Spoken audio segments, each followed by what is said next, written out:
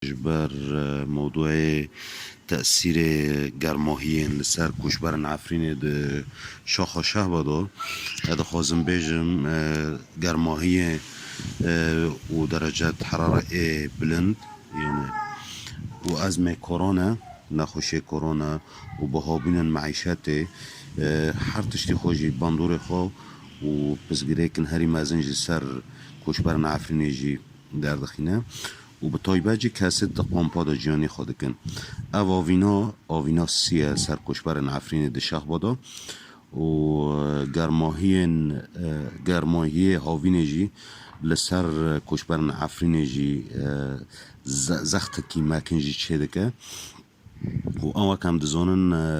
منطقه شهبا يعني تشني خدمي أو انفرد بين البنى الأساسية الخدمية تنانا وقف كهرباء صرف صحي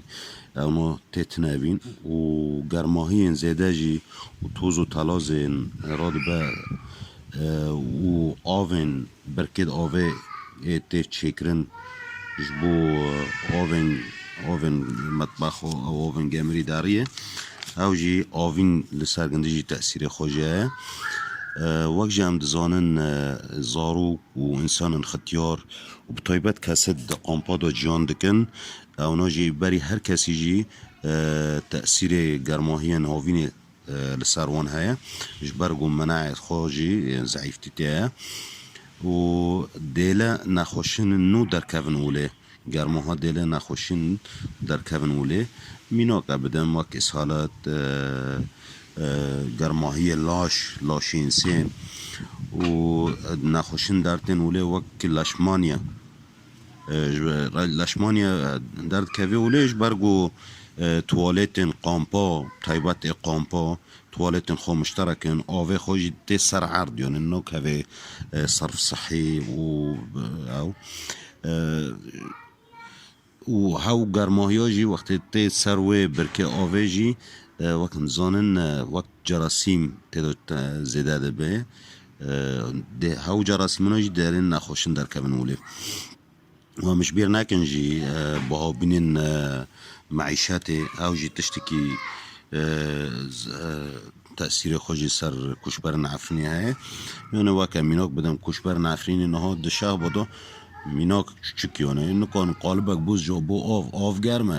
گرم ردخن نکان قالبک بوزه بکرنج برگو حرتش بهای معیشت بها بیه او جی سبب خون پر دلار بیه